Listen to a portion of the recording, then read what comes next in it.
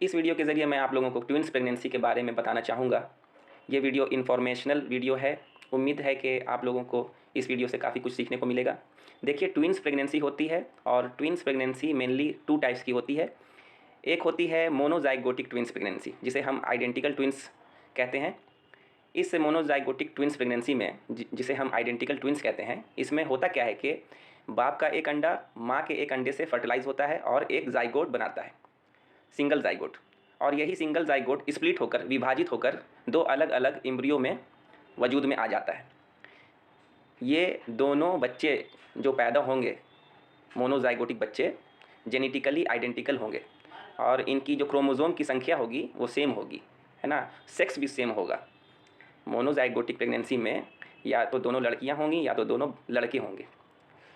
अच्छा, दूसरी जो हमारी प्रेगनेंसी है, दूसरी प्रेगनेंसी जो ट्विन्स प्रेगनेंसी है वो है डाइजाइगोटिक ट्विन्स, जिसे हम फ्रैटर्नल ट्विन्स कहते हैं। इस डाइजाइगोटिक ट्विन्स प्रेगनेंसी में होता क्या है कि बाप का 2 अंडा माँ के 2 अंडे से फर्टिलाइज होता है और 2 अलग अलग सेपरेट जाइगोट बनता है। 2 अलग अलग सेपरेट जो है वो एम्ब्रियो बनता है, फीटल पोल। और इस तरह के ट्विन्स बच्चे जेनेटिकली आइडेंटिकल नहीं होते हैं। और इसमें यह भी हो सकता है कि दोनों लड़कियां हो जाए और ये भी हो सकता है कि एक लड़का एक लड़की हो। दोनों पॉसिबिलिटी है। इसमें सेक्स डिफरेंस हो सकते हैं, है ना, यानी एक लड़का होगा तो एक लड़की होगी। अब आइए हम बेसिक अर्ली प्रेगनेंसी सिनारियो यानी ऑरिजिन ऑफ फीटल डेवलपमेंट पर बात करते हैं। कैसे बच्चे की पैदाइश होती है ना। बुनियादी ख़ास बातों को समझने की कोशिश करेंगे कि कैसे माँ के पेट में बच्चेदानी के अंदर एक फीटस का जन्म होता है और शुरुआती स्टेजेस में क्या क्या चेंजेस होते हैं। देखिए, जब फॉलोपियन ट्यूब में फर्टिलाइजेशन हो जाता है तो फर्टिलाइज एक शिफ्ट हो जाता है बहुत ही सॉफ्टली। कहाँ शिफ्ट होता है? यूट्राइन कैविटी में। इसको हम इम्प्लांटेशन कहते हैं। सबसे पहले जेस्टेशनल सैक बनता है। ये एक काली सी झिल्लीदार स्ट्रक्चर होती है, इसमें फ्लूइड भरा होता है। इसको शॉर्ट में हम जी सैक कहते हैं। आमतौर पे 4.5 हफ्ता से 5 हफ्ते में नज़र आने लगता है। ये प्रेगनेंसी ठहर जाती है तो आप यूरिन टेस्ट पॉजिटिव आता है, अल्ट्रासाउंड कराएंगे तो आपको ये जी सैक मिलेगा देखने को, छोटा सा झिल्ली काला सा।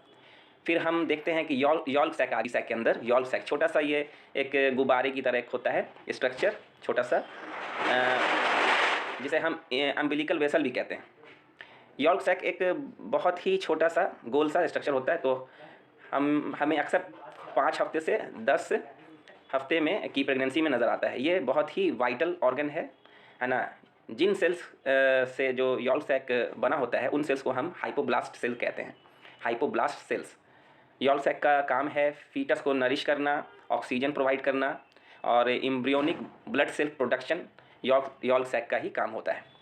अब हमें एम्ब्रियो दिखने लगता है। जी सैक में क्या होता है? एम्ब्रियो दिखने लगता है। जैसे ही एम्ब्रियो स्मॉल फीटल पोल जी सैक में आता है, एम्ब्रियो को याद रखिए, एम्ब्रियो को हम फीटल पोल भी कहते हैं। स्मॉल फीटल पोल जैसे ही जी सैक के अंदर नज़र आता है, कार्डियक एक्टिविटी नज़र आने लगती है, जैसा कि आप इस वीडियो में देख रहे हैं कि बच्चे की दिल की धड़कन चल रही है।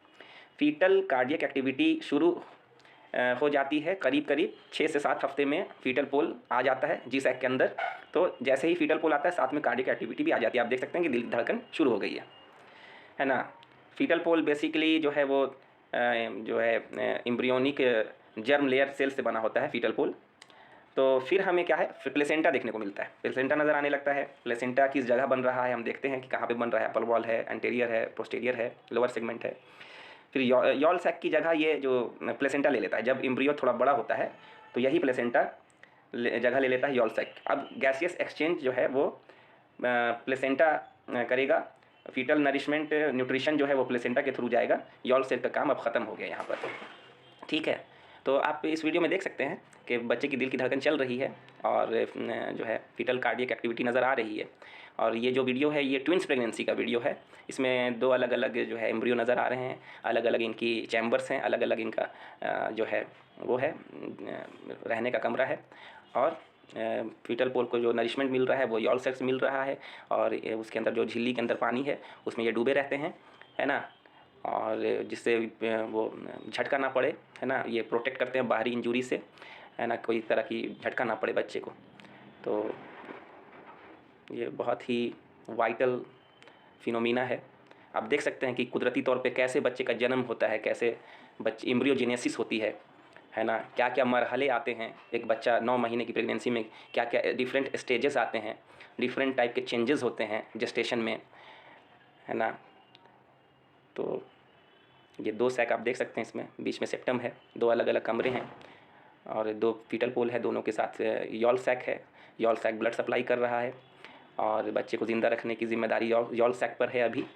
और जब बच्चे थोड़े और बड़े हो जाएंगे तो यॉल सैक 10 हफ्ते के आसपास में वो गायब हो जाएगा, उसकी जगह प्लेसेंटा आ जाएगा।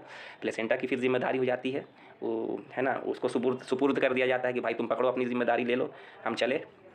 उम्मीद है कि ये वीडियो आप लोगों को पसंद आ रहा है या पसंद आएगा तो मेरे चैनल को जो है सब्सक्राइब करें और शेयर करने की कोशिश किया कीजिए।